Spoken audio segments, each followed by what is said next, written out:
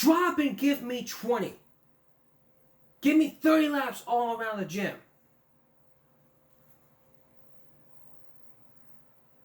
Let's see what else. Give me 30 jumping jacks. You, give me 10 G.I. Joes. Because you didn't dress out. That's what you get for calling me. That's what you get for destroying school pub. That's what you get for getting an F. Does that ever sound familiar to you? If it does, and you live in Utah City, in Salt Lake City, Utah, you might know what I'm talking about. And if you were one of the people that saw this story in Utah, you know what I'm talking about. And believe me, it's one of the first ever stories we were focused on this broadcast that has ever made me sick. It involves a video of corporal punishment. We're not talking about spanking. We're talking about exercising. And it was all because of vandalism happening. Let me say right up front, I don't tolerate vandalism. And as you're about to see from this story, there's a lot that has to be talked about here. And let me tell you,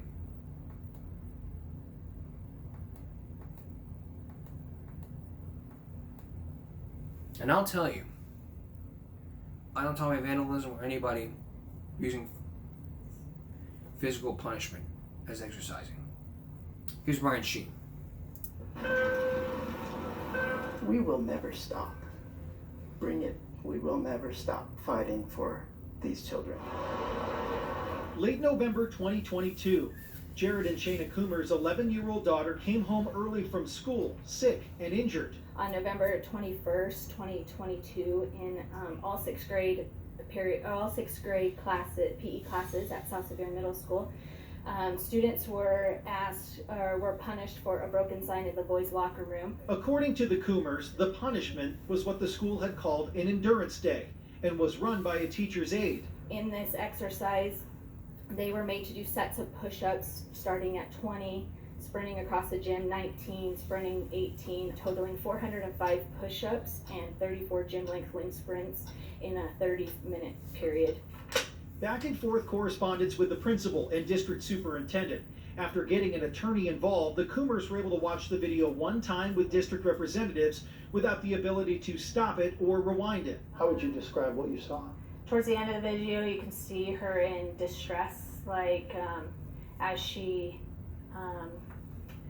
scoots her way back to the wall to be able to prop her feet against there just to get the strength to keep going and doing the push-ups, because she was trying to do all of them that they were told they had to do for the punishment. What have you learned about endurance days since all of this transpired? Was this a thing that they were doing anyways?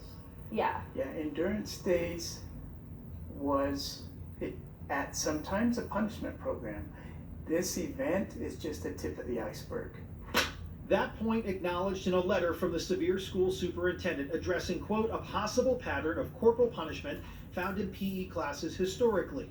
On December 7th, 2022, the middle school principal sent an email to parents saying that endurance days will no longer occur. All they said was that endurance days were ending, and so parents assumed, hey, no, our kids need to go through this. Our kids need to be pushed a little bit and not take the easy way out. Not that punishment was linked to 400 push-ups or several jump squats, hundreds of jump squats. The school district conducted their own investigation. And no children were interviewed to find out what had really happened. And they said that that was not necessary, that what the side that they got from the educators and staff was enough. The district recommended changes, which came with a written warning to the teacher's aide who ran the exercises that day. I reached out to Sevier School District Superintendent Kate Douglas about endurance days. In a statement, he said, the Sevier School District takes parents' concerns and student safety seriously. After being notified in November 2022 of a parent concern related to endurance days, the district reviewed the curriculum and made adjustments as appropriate, including eliminating endurance days.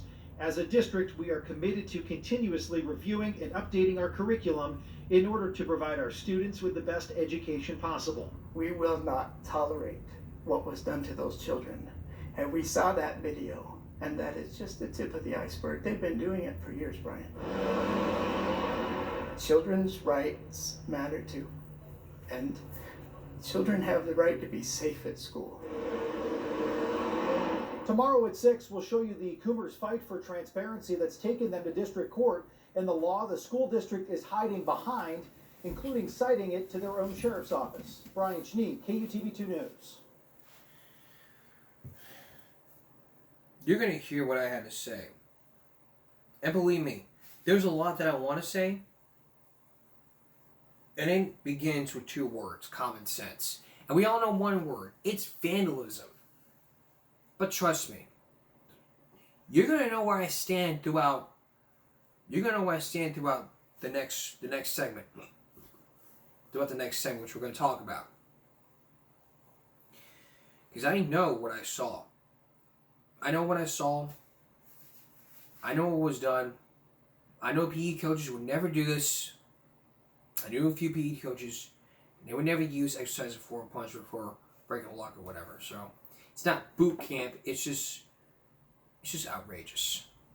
When we come back, more of this story, including that whole letter, that 16-minute story, and later on, some body cam footage from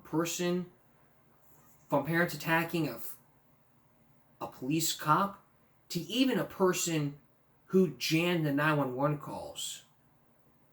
Stay with us. Welcome back. Returning to our story. It involves the use of excessive exercising as a form of punishment in a Salt Lake City, Utah school district. So far, we've heard from the parents, but there's not the full story that hasn't been heard until tonight. Tonight, you're going to hear more from the parents. You're also going to see the full letter. You're also going to hear that one comment from a Facebook post, which criticized the reporter for just throwing the good people that school district under the bus.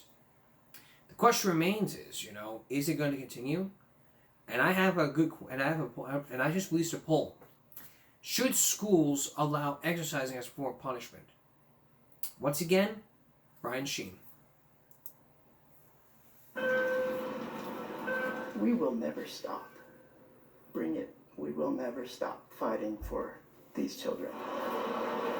Late November 2022, Jared and Shayna Coomer's 11-year-old daughter came home early from school, sick and injured. On November 21st, 2022, in all sixth grade PE classes at South Sevier Middle School, students were punished for a broken sign in the boys' locker room. According to the Coomers, the punishment was what the school had called an endurance day and was run by a teacher's aide. In this exercise, they were made to do sets of push-ups starting at 20, sprinting across the gym 19, sprinting 18, totaling 405 push-ups and 34 gym length wind sprints in a 30-minute period. Back and forth correspondence with the principal and district superintendent. After getting an attorney involved, the Coomers were able to watch the video one time with district representatives without the ability to stop it or rewind it. How would you describe what you saw? Towards the end of the video, you can see her in distress, as she scoots her way back to the wall to be able to prop her feet against there just to get the strength to keep going and doing the push-ups, because she was trying to do all of them that they were told they had to do for the punishment. What have you learned about endurance days since all of this transpired? Was this a thing that they were doing anyways? Yeah. Yeah, endurance days was at sometimes a punishment program. This event is just the tip of the iceberg. That point acknowledged in a letter from the Sevier School Superintendent addressing, quote, a possible pattern of corporal punishment found in PE classes historically. On December 7th, 2022, the middle school principal sent an email to parents saying that endurance days will no longer occur. All they said was that endurance days were ending, and so parents assumed, hey, no, like our kids need to go through this. Like our kids need to be pushed a little bit and not take the easy way out. Not that punishment was linked to 400 push-ups or several jump squats, hundreds of jump squats. The school district conducted their own investigation. And no children were interviewed to find out what had really happened. And they said that that was not necessary, that what the side that they got from the educators and staff was enough. The district recommended changes, which came with a written warning to the teacher's aide who ran the exercises that day. I reached out to Sevier School District Superintendent Kate Douglas about endurance days. In a statement, he said, "The Sevier School District takes parents' concerns and student safety seriously. After being notified in November 2022 of a parent concern related to endurance days, the district reviewed the curriculum and made adjustments as appropriate, including eliminating endurance days. As a district, we are committed to continuously reviewing and updating our curriculum in order to provide our students with the best education possible." We will not tolerate what was done to those children. And we saw that video, and that is just the tip of the iceberg. They've been doing it for years, Brian. Children's rights matter too. And children have the right to be safe at school. Some clarification here. The push-ups in many cases were either modified or partial, according to both the Coomers and the school district who reviewed the footage. We'll get to that in a moment. Now, last night, I got a comment on my Facebook page about this story before we even aired the story or even published the article. So here's the comment. The staff and the administration are all amazing. The student culture and atmosphere at SSMS is amazing, welcoming, and a positive environment. Seems very exaggerated and not in context. Their daughter continued to go to school after this day, finish that school year, and then for another school year. It seems pretty inconsistent with the parents' claims of her not being safe. Why keep sending her? The highlight portion of the letter seems suspicious. Why not show the whole letter? Journalism needs to be honest and tell the whole story. These types of misleading stories are not responsible reporting. I'm glad all three of my kids went to SSMS and support the staff 100%. So, the highlighted portion of the letter that I shared on social media, right here. Endurance days will no longer occur. That is from a letter sent out by the school principal on December 7th. I'm going to read that letter and another letter sent the same day from the district superintendent to the principal regarding 7 recommendations in the form of honest, responsible journalism, not to be misleading. I'm going to read them to you in full. Let's do it. We'll start with the letter that was sent to school here, and this is from the principal, sent to parents and students. We received feedback and an expression of concern from a parent asking us to evaluate our PE program. We appreciate any time a parent or student challenges us to consider whether current school practices and programs are providing efficient, effective, and positive experiences for our student body. To ensure the physical education experience is promoting the ideas of healthy and safe care of the body and mind, PE curriculum will be focused on specific sports activity units along with the new addition of the whole body strengthening circuits and training stations. With the completion of our new building and grounds, these activities will be facilitated in the gyms, the paved track, grassy areas, or our new fitness program, fitness rooms rather, complete with equipment. Here's the quote: "Endurance days will no longer occur. Beginning with third quarter, a new program to help track and celebrate personal physical fitness goals will be implemented. More information about this program will come upon our return from Christmas break," and this was sent to parents and students December 7th, 2022. I'm going to read you a second letter now before we continue. This was sent the same day. This comes from the district superintendent to the principal, Michelle Nielsen. It says, "This letter is intended to update and inform you about a formal investigation that was authorized on November 22nd, 2022 concerning a formal complaint filed by a parent regarding corporal punishment that occurred on 11/21/2022 and a possible pattern of corporal punishment found in PE classes historically. The investigation was completed on December 2nd, 2022. The formal investigation concluded with the following 7 recommendations, which you'll be required to complete and report back on. Here are the 7. I'll try to paraphrase, they're a little bit long. First one, endurance days at the SSMS Physical Education Department will be eliminated completely. It is also required to eliminate not only any and all use of physical exercise as punishment, but also to eliminate the negative connotation associated with endurance days at South Sevier Middle School. Next point.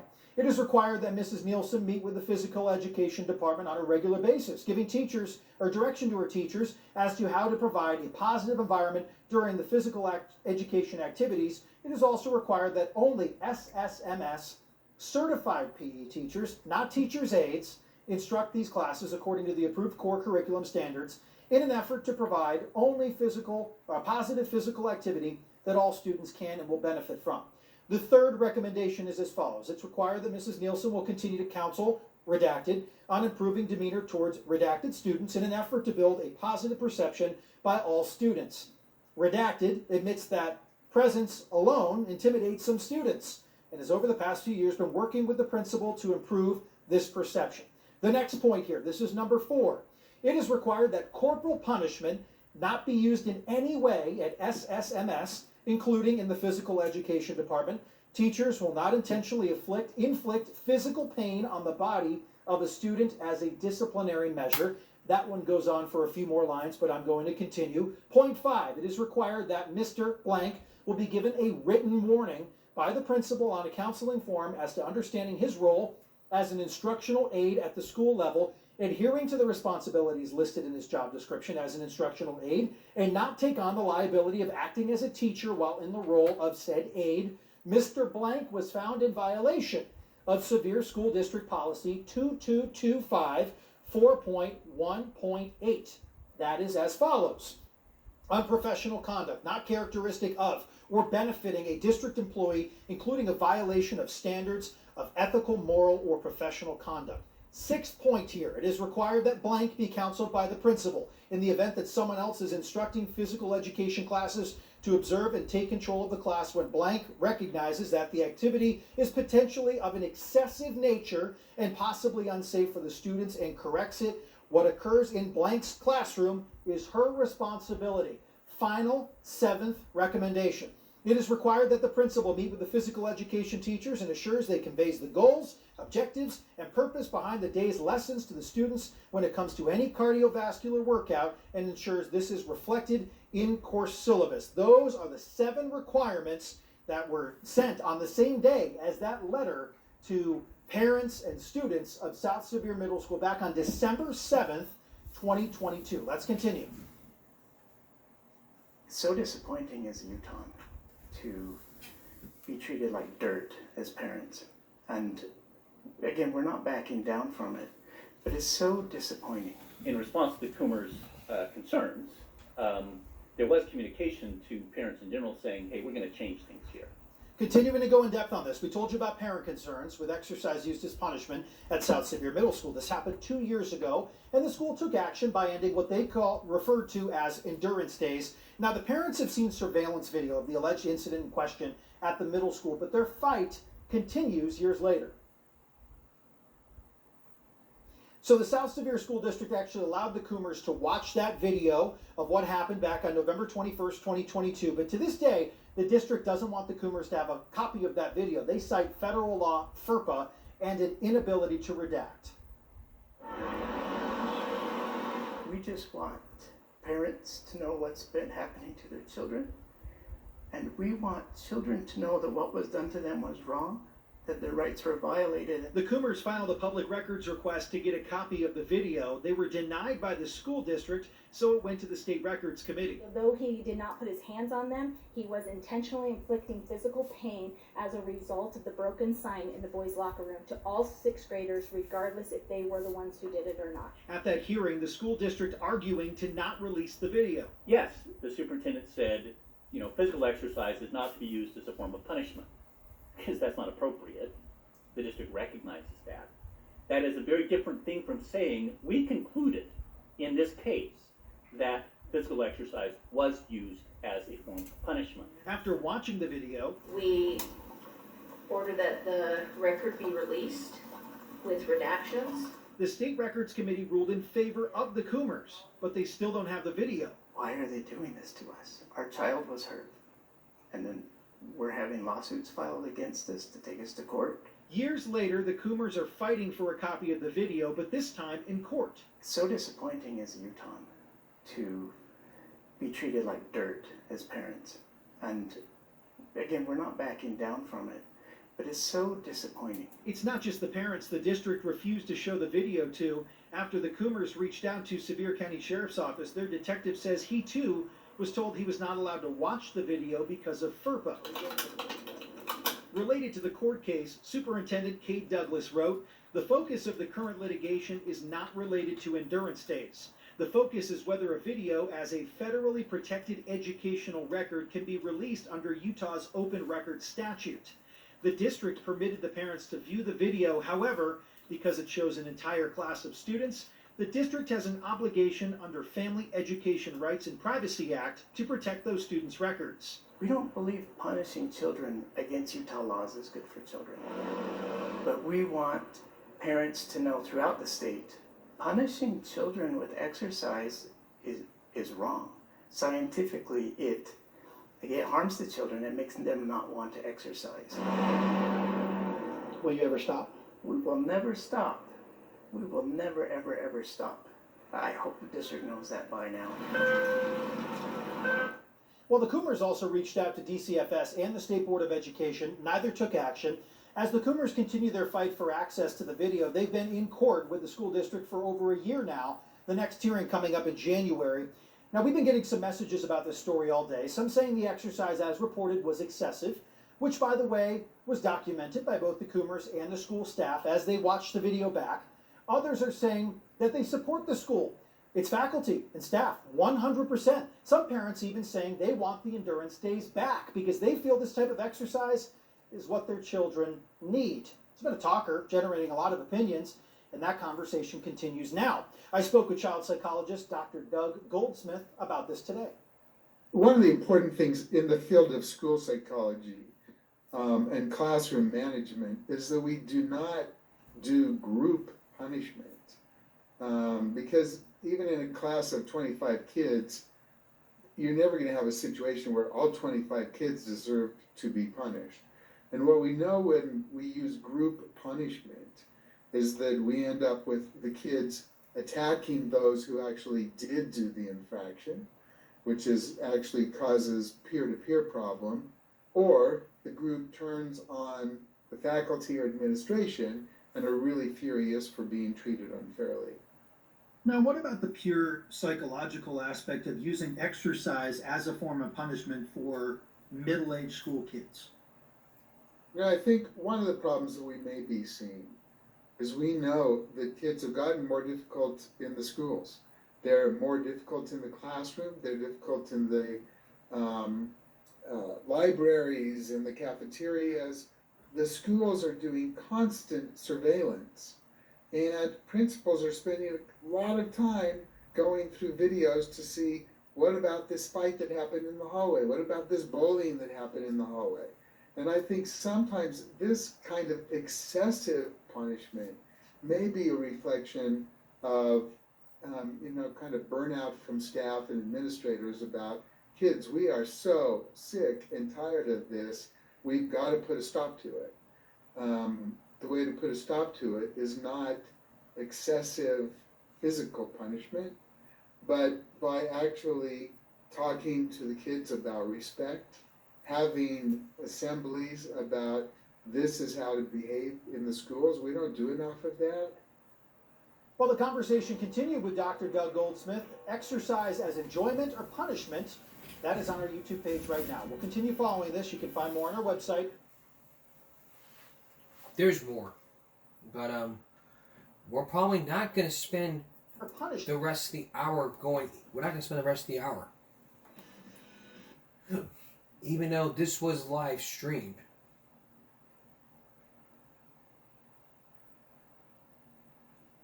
Even though this thing was live streamed.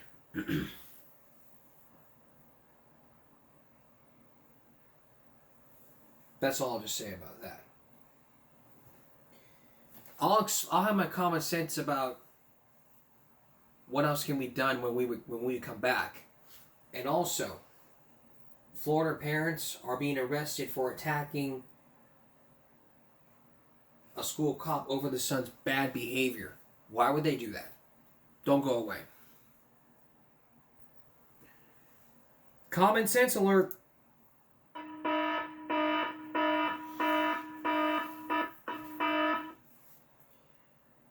We've been talking about excessive exercise as punishment from a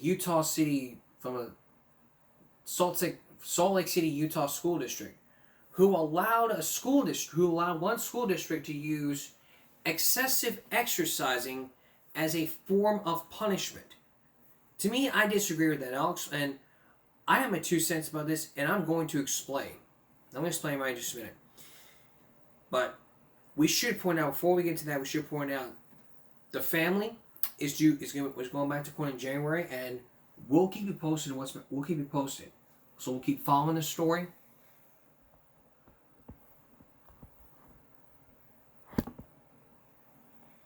And on a future Give Me a Break, we'll let you know what happens. Now here's what I have to say about this. To the teachers, say, what were you thinking?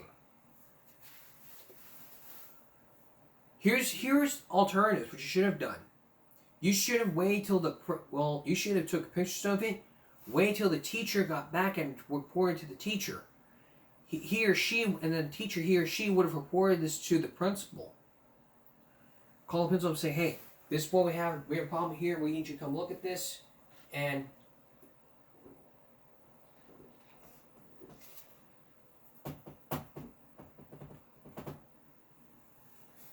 they would look at this and went, okay, what's going on? And you would have been like, there's been assignment attacked, there's been assignment's been broken down, it was one of these boys. And all the 6th graders would have been sent to the office. Now, it's a good thing the school district interviewed parents for the investigation, that's good. But they did not interview, the parents were interviewed, but they did not interview the children. Nobody knows why. Because they feel like they just had enough. And why not release the video?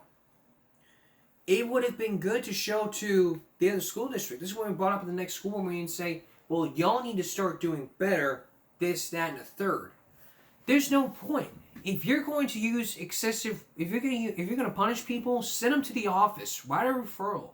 Don't go out of your way to say, oh, you broke something of ours, we're going to make you do exercise as punishment. This is not boot camp. This is not Gunnery Sergeant Hartman. What do y'all think? Should schools allow excessive form of punishment? I want you to give me some feedback, but this conversation is not over. So if I had to bring in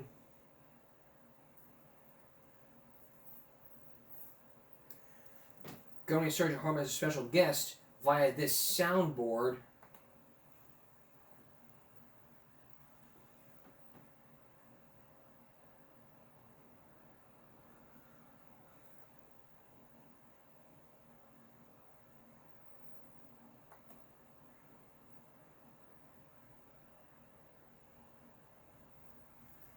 here's what he had to say. No shit. Okay? Well, here's what else we had to say. You know that, don't you?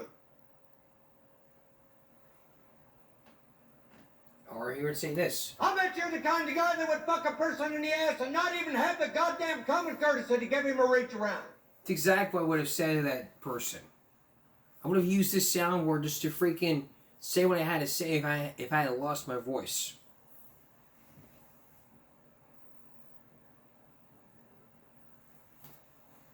And to that person I say, What's your excuse?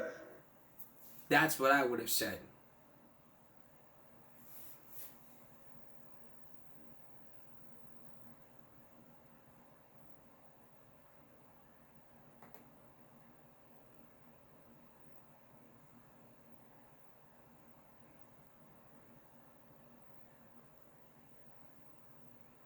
But here's the introduction.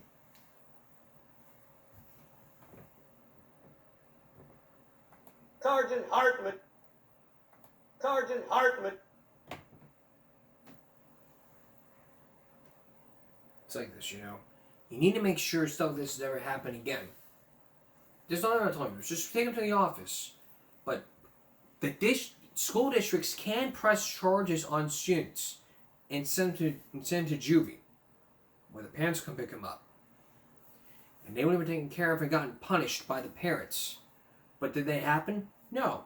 They used exercise as a form of punishment, which to me is just unacceptable behavior.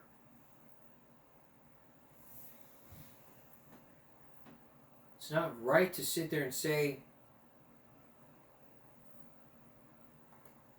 it's just not right. And if I had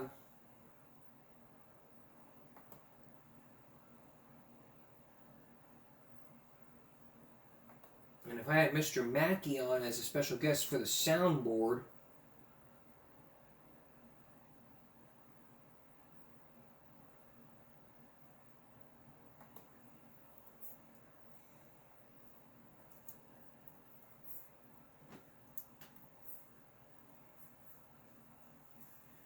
he would have had here's what he would have said.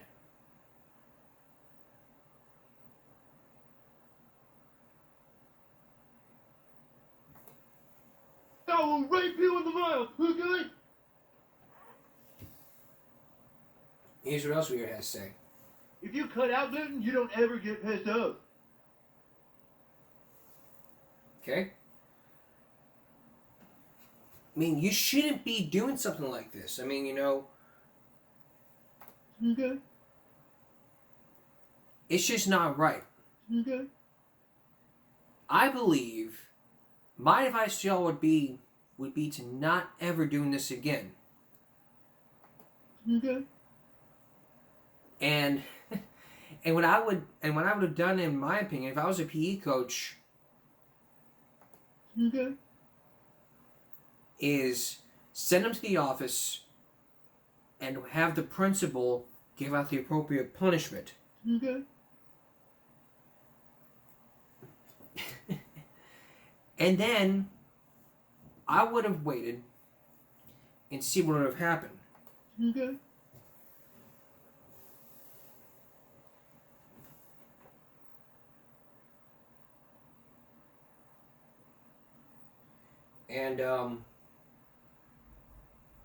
And yeah, that's what I would have done. Okay. But if I had asked Mr. Mackey what he would have think about this is what he would have said. They're gonna sue the bejesus out of this entire town, okay? Something he would have said like that. Okay. But the things you gotta understand here is, if you're going to punish kids, just send them to the office. Don't use corporal punishment. Don't use punishment like this. So, whenever, like, we misbehave, like we're watching a movie and we misbehave, we were given worksheets. Do that. Don't send them to the, don't give them exercise as a form of punishment. It's just wrong.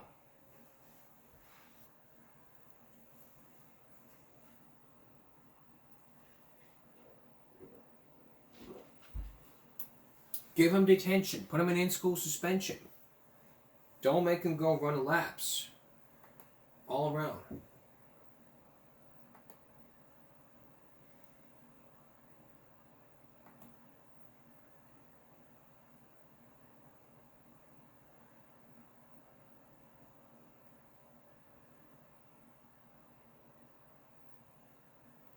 So that's just all I have to say here. When we return, parents attack a cop because of a student's behavior. Stay with us. Oh, real quick, going back to this topic before we went on break. If Hank Hill would have said something, this is what he would have said. It's driving me crazy.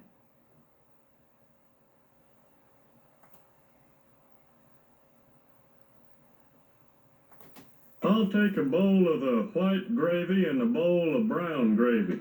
No, that's not what I would have said. Here's what I've done. Here's what I've done. If anyone's going to be calling the police, it's going to be me. Exactly right. And let me explain. And then shut the hell up. Wow.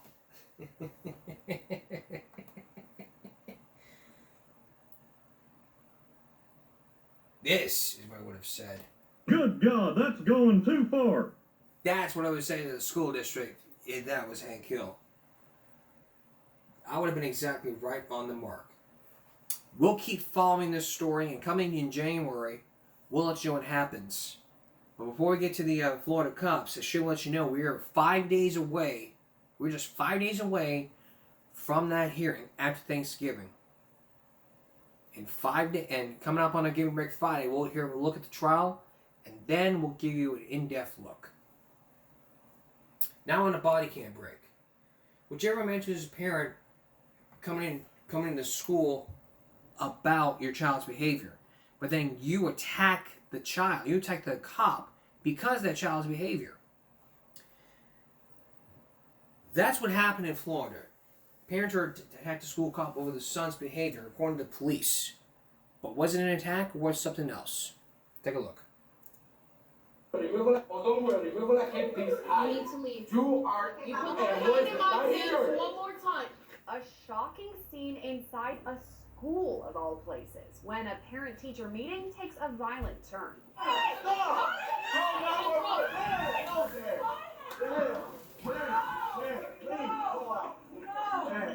it down right now! And it's all caught on body cam. Just hours after what was supposed to be a routine meeting, two parents are arrested. Put it down right now! Put your hands on back! They're now accused of assaulting a school resource officer who simply wanted to discuss their son's behavior. Our story begins on Monday, November 18th, when a boy at Florida's Deltona Middle School allegedly shoved a girl during school hours. The school's resource officer filed a battery charge against this student, and the following day his parents, Dagmary Aponte Iturino, and his dad, Jorge Riviera, were called to a meeting with school officials. Aponte Iturino, the boy's mom, is actually a kindergarten teacher in the district, so she's familiar with school protocol, but on this specific day, she and her husband plan to dispute the charges against their son. When this process goes through court, you can explain your side of the story to the judge. It's ultimately going to be up to the judge what is going to happen from here on out. So what was meant to be a calm conversation quickly escalated into chaos. That's okay, you are failing kids right here. We're not talking about us. Because believe me, if it were about the adults, we can solve this at all different levels. So we are talking about a kid, and I'm if you want to speak, now I'm telling you, I'm not going to raise talking your to you. voice at me. Okay. According to the Volusia County Sheriff's Office, Riviera, the father, became furious midway through the meeting and was asked to leave. This part is caught on body cam too. Yes, I am going to do, guess what? Because I pay you salary. Okay, what happened to you? Okay, why are you so worthless? Do you feel proud that you are this worthless lady? Do you feel this proud that you are this worthless? Shut the f up, because I paid your salary if you don't. Okay? That's what happened. Look, what is gonna happen? What is gonna happen? You need to leave. You are a worthless piece of sh. Yeah, go back up. No wonder no wonder you. You need to leave. There's nothing else we can do. On the way out, he yells an offensive slur at the SRO. No wonder you. You need to leave. Things quickly went from bad to worse when the parents refused to leave school grounds. The mom actually takes things to another level when she pushes the officer. Oh, don't worry, we're gonna keep this high. You need to leave. You are. You put your hand in my pants one more time. Hey. You don't do that.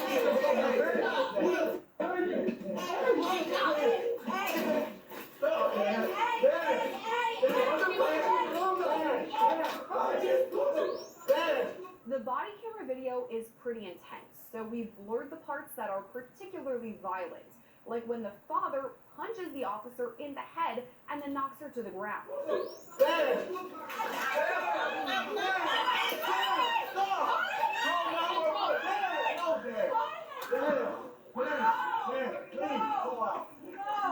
Put it down right now! And it doesn't end there. Authorities say Riviera, the father, then grabs the officer's taser, but she was able to draw her gun in time, forcing him to drop the weapon. Put it down right now! Put your hands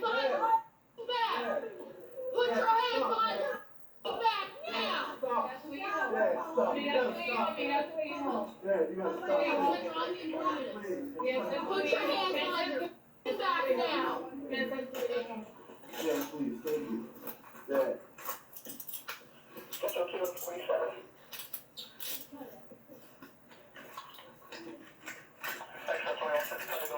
Even more shocking, the couple's son was there during this meeting and witnessed all this chaos unravel. Watching the body camera video we cover here on Law and Crime simply proves the world isn't always the safest place.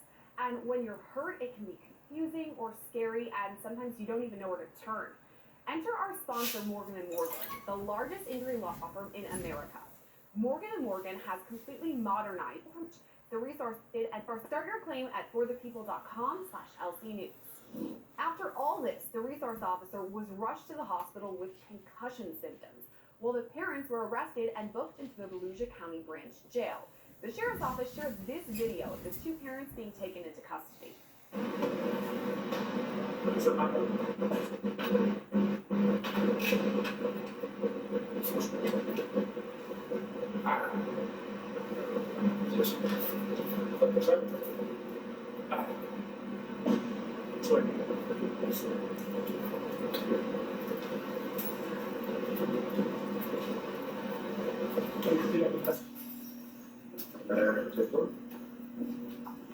Then I guess we'll make a shot that forward.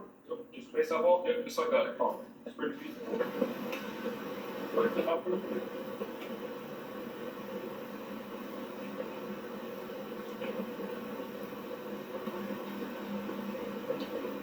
It's up to you.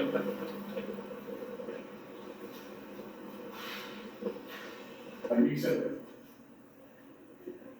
Come to you, Jonathan. I'm sleeping, Mr. Brown's all right. You step on the black man. It's Officer Gomez, are you okay?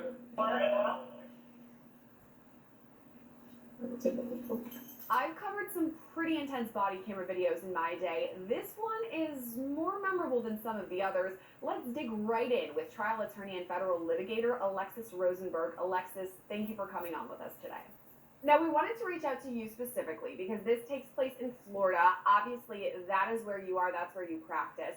Immediately, what comes to mind is Florida man. I mean, that's something everybody always says. But this almost takes it to a new level, attacking a school resource officer. I mean, what do you make of that?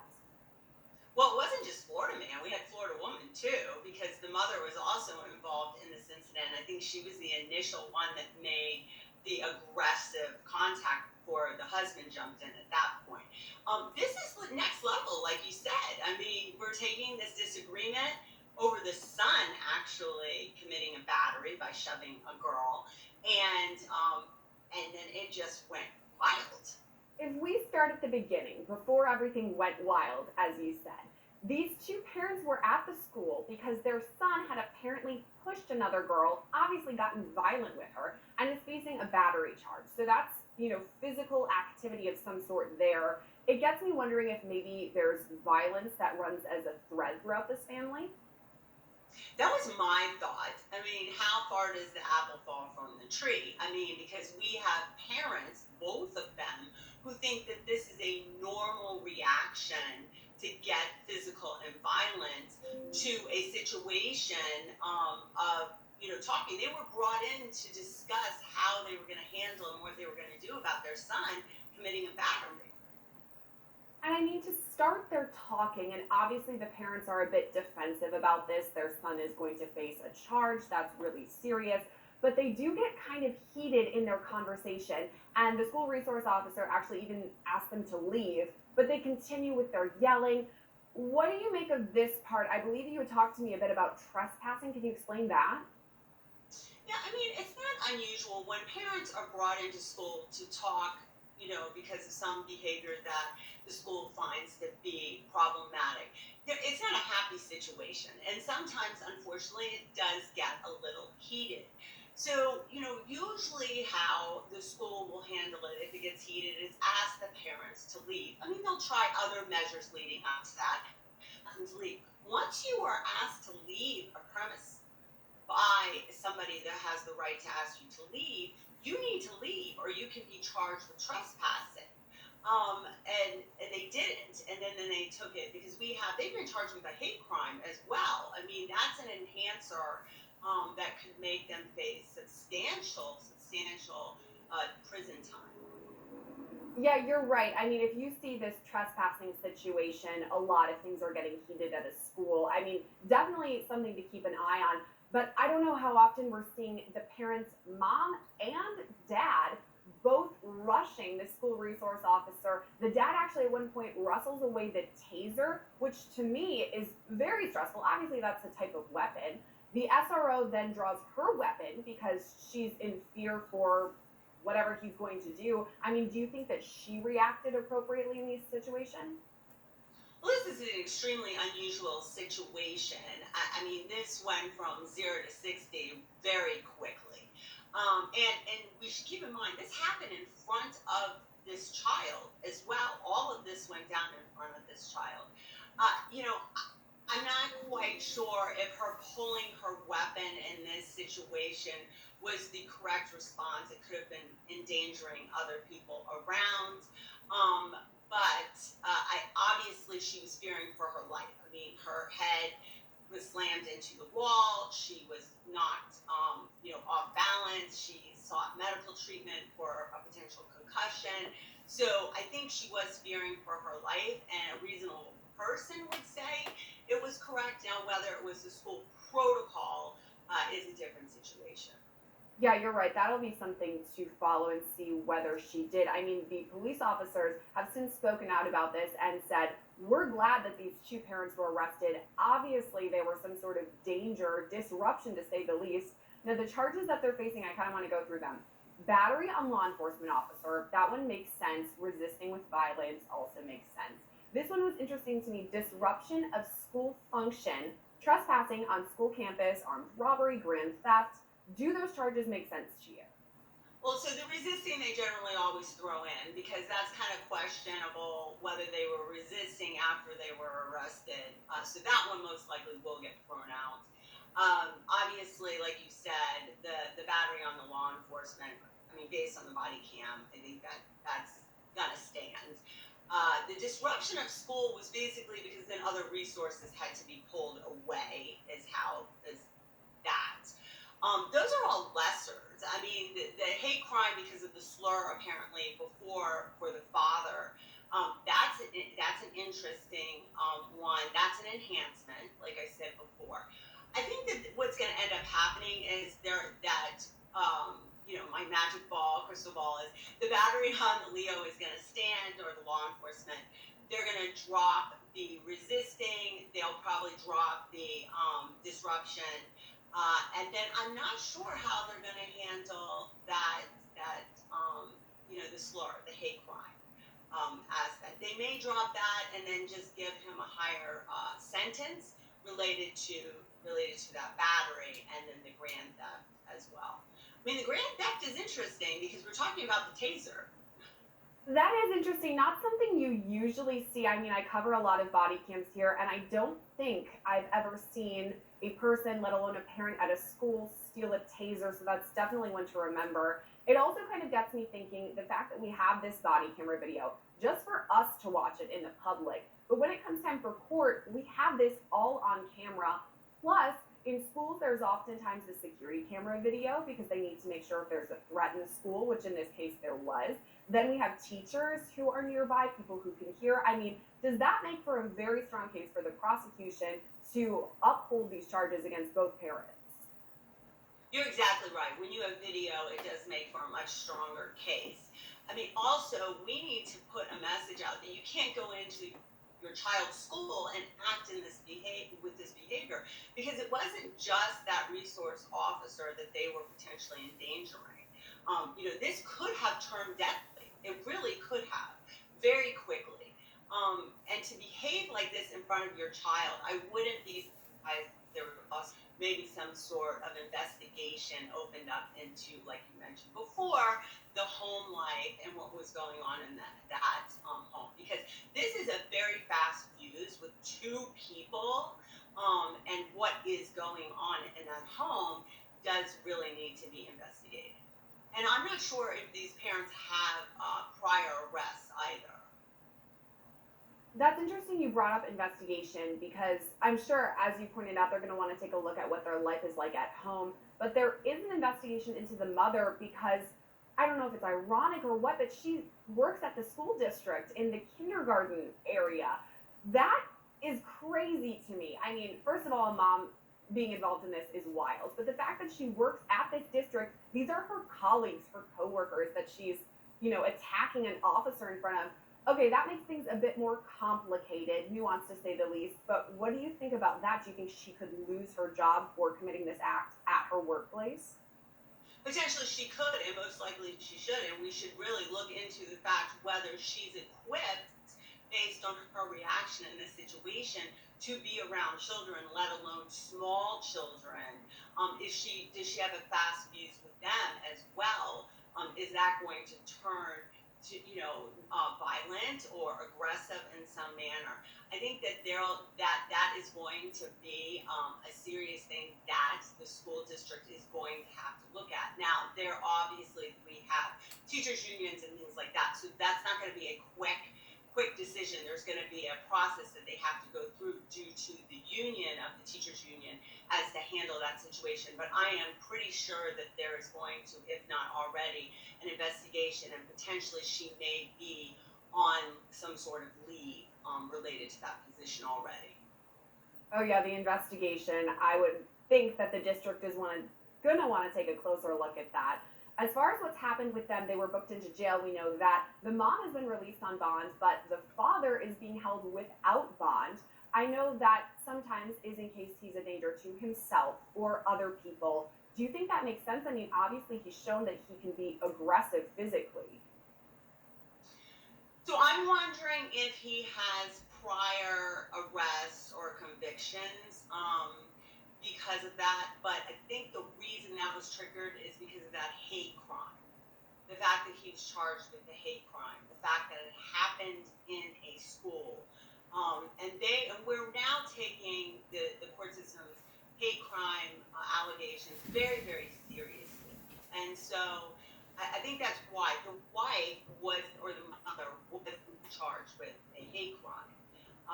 As well as it was the father who actually punched, I believe, the resource officer in the face, the head. So I think that is the reason that we have the no bail. But it's sending a clear message that the state attorney's office is taking this very, very serious. There's kind of a through line throughout our interview that you keep bringing up is this slur, this alleged hate crime that the father committed. And you said the prosecutors are now taking this way more seriously. Does that make it an even more difficult case for the defense? The fact that we have what he said on camera, I mean, how do you, even defend that? This is a really difficult case. I would be very surprised if this case goes to trial. I think it's going to plea out. It's what they're going, what is going to get dropped and what's negotiated. And that's really going to be dependent on, does he have any previous convictions? So as to what the state is going to offer, as well as the mother, the likelihood is it's going to be played out. We have a video. This would be a very difficult case. I cannot even think as, a defense attorney would even have a basis to go before a jury as a defense. I'm not sure. I can't think of one. So. One thing's for sure, this video is very memorable. The story itself is super memorable. So one we're going to definitely keep an eye on. Like you said, I don't know if it's going to head to jury trial, but we'll wait and see. Alexis, thank you so much for coming on and breaking it all down with us. Thank you so much for having me. Volusia County Sheriff Mike Chitwood commended the school resource officer for her composure under pressure and even highlighted the nature of this disturbing act, saying, quote, "If you're wondering why some kids show no fear of consequences in today's society, look no further than these parents as Exhibit A. I'm glad they are locked up, and I look forward to them being fully held accountable for this blatant attack on our deputy who was just doing her job." After law enforcement cleared the campus, the school at Deltona Middle School continued as scheduled, and the district confirmed the day proceeded without any further incidents. Aponte Itorino, who teaches at Deltona's Spirit Elementary School, is now under investigation by the school district. The district said in a statement, quote, "Additional actions, if any, will be determined once the investigation concludes." Jose Riviera and Dagmary Aponte Torino are now charged with battery on a law enforcement officer, resisting with violence, disruption of school function, and trespassing on a school campus. Riviera faces additional charges of armed robbery and grand theft for taking the deputy's taser. Aponte and Torino is out on bond, while Riviera remains held without it. Reporting for Law and Crime, I'm Sierra Gillespie. Okay. It just comes to show you that, you know, it shouldn't happen. It should not have happened. Come up next time, a teacher gets caught with cocaine on campus. Who'd have thunk of it? Cocaine on campus. Here's a sneak peek. Is cocaine. Tested positive. You're looking like you're in disbelief. Do you not think it was there? I mean, what made you think like school property is a good choice for it? A special education teacher was busted with drugs on school grounds. And now, as you might have guessed, she's facing some charges. Newly released body cam footage obtained by Law and Crime is giving us a closer look at the police investigation, and we're going to break it down for you right now. Next week. That's coming up next week. Now coming up next, what would you do if you had swimmer's ear? Some advice from the doctors, and our second look into parents and truancy when we come back. Stay with us. Swimmer's ear. It's something you've probably heard of before. If you have a case of swimmer's ear, we have some advice that could help you out if you have swimmer's ear from the doctors. Let's take a look. Well, Fiona joins us with her daughter, Ariel. Welcome to both of you. How are you feeling right now? It feels okay. Still hurting a little bit? Yeah. Let's talk about what swimmer's ear is in the first place. It's something called otitis externa, which basically means an external ear infection, and that's different than your typical ear infection, which is usually called a middle ear infection. Your middle ear, when a child has your typical ear infection, it's in here, it's inside the eardrum, and a swimmer's ear has to do with the skin of the ear canal, this external ear canal here. What happens is that skin, like any other skin on your body, if it gets wet and stays wet, it gets really kind of soft and pliable, right? And then bacteria can get in there and can get very irritated and red and swollen, and it hurts. Cause an infection. And when you come see the doctor, usually the first thing we ask is, have you been Q-tipping your ear or putting something else in that ear canal? Because typically, as Dr. Sears said, that skin already is softened up from being moist, and then if you break the skin, it allows that the bacteria and the fungus to get seated. The very first treatment, before anything else, is stay out of the water. Stay out of the water. You're going to have to do that for a keep little going back bit. into the water. It's not going to get better, and that's just the sad reality of swimmers. That's why they call it swimmers. Yeah, exactly. It's the same with Parents shampooing your hair. can look for it. If it hurts to wiggle your ear or wiggle that little piece right there and try to get ow, that's a big clue that it's swimmer's ear and not your typical middle ear infection. Treatments for this: if you're in my office and it looks pretty bad, I'll often use a prescription drop that's a combination of an antibiotic and a steroid that kind of quickly get rid of the irritation and ear infection. At home treatments, a little dropper bottle of half vinegar and half rubbing alcohol is great for both treatment and prevention. And as a competitive swimmer, I would just make a little bottle and take that with you on your way home When from you get out of your the workout. pool, Just put put it your in. drops in there, and that will dry out all the water in there. Okay, and her coach also said blow dryer. You know, be careful with that. If you're going to use a blow dryer, make sure you stay at least a foot away. They do make actual, low setting. Yeah. They do make actual very low pressure ear dryers if you really want to go that route. But usually just kind of a good shake and some of the vinegar or alcohol drops. But for anyone watching out there, I just have to add this word of caution. I'm not saying you're at risk, but there's such a thing as malignant otitis externa. And that is most common in folks who are immunocompromised, have diabetes. But once that ear canal gets irritated, you have to give it a chance to heal, because if it doesn't ever heal, it's almost like pouring salt into a wound each and every day. So until that area heals, once it's healed up, then you can move to the preventative measures. The last thing you want is for it to just become a chronic, long-term infection. And your advice on the vinegar rubbing alcohol solutions. Make yourself a little potion. A little drop of bottle. Great advice. So all you swimmers out there, some advice could really help you out. Even if you're competitive swimmers. So if you're in a swimming competition, half vinegar, half rubbing alcohol. Bring it with you. Stay out of the water. If it gets worse, go see the doctor. Don't use a Q-tip. And if that ever happens to you, then just go see the doctor. They'll help you out. And really, it can really help you out when it comes to having swimmer's ear or something else. But if you're thinking about doing the blow dryer thing, low setting. Go get yourself an ear. Don't borrow your mom's hair dryer. Just get yourself a little hair dryer, like low setting. Stay like a foot away. I mean, talk to your coach. And if your coach does not have any simple solutions, talk to your doctor. Your doctor can help you out. And also don't ask a question like, have you been using this, that, and the third? Some important advice for you as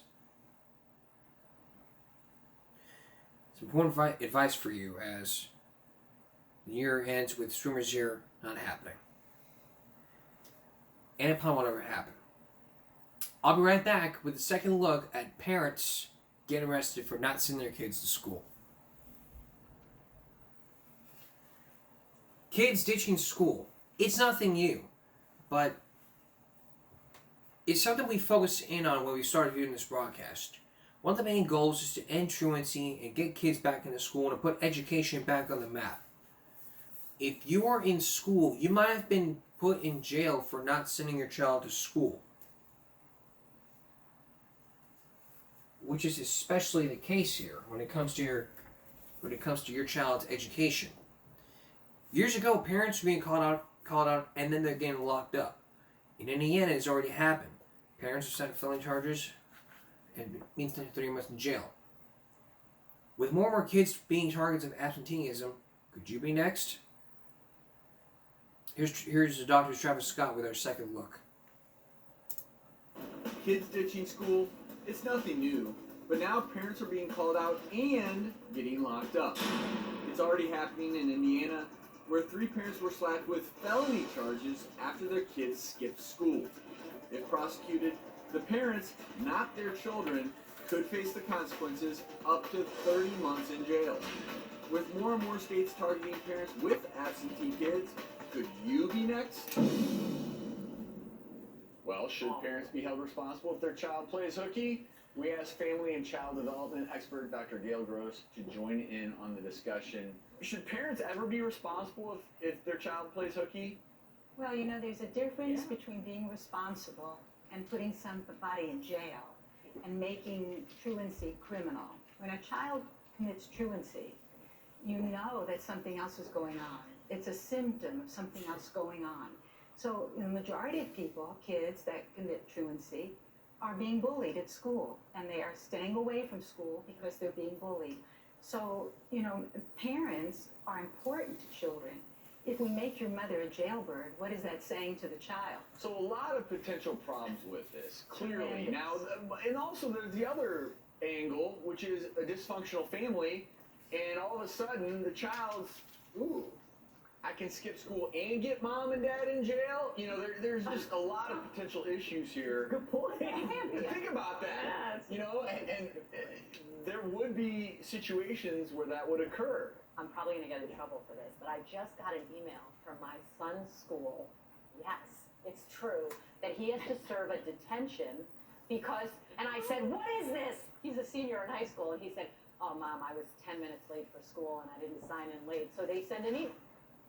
They're putting kids in detention for Stand up. being 10 minutes late. Should have done Hands behind your back.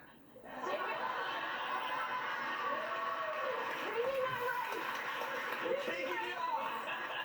We'll see how a month in jail. That's right, for being late. It's just one more example of the system hindering people more than helping. Yes. And why do we not put the onus on the school, the educators, give them the resources that they need? Well, I think it has to be shared, right? And I personally, I mean, everyone has an opinion on this, and everyone's entitled to their opinion, especially as a parent, because that's kind of a sacred territory, right? You know, I think that we should cut every parent some slack to have their opinion about how they want to raise their child.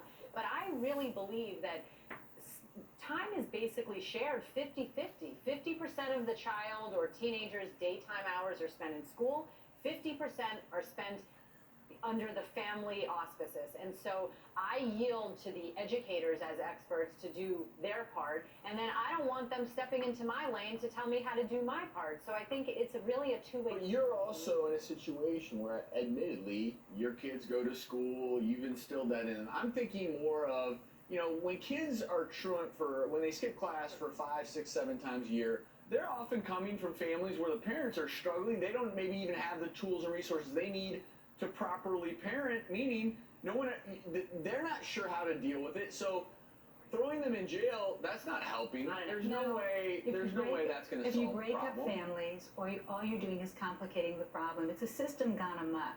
And at the end of the day, we can find other ways to discipline children. You know, as a mom, and you soon will be a mom, you'll know that all you have to do is find the button and push it. Take away their driver's license. Take away their cell phone. There are other ways to discipline a child that will make a difference. And I do think we can all agree that it's counterproductive to arrest parents, using resources, social workers, educators coming together, figuring out what's the problem, how can we solve it. Putting mom and dad in jail, probably not the answer. We'll be right back. That's Give Me a Break for Saturday. We'll see you again for Give Me a Break Monday. For all of us here at YouTube, and Give Me a Break. Stop bullying, speak up. Concentration, not strength. No jaywalking. No skipping school. I'll see you back here Monday night.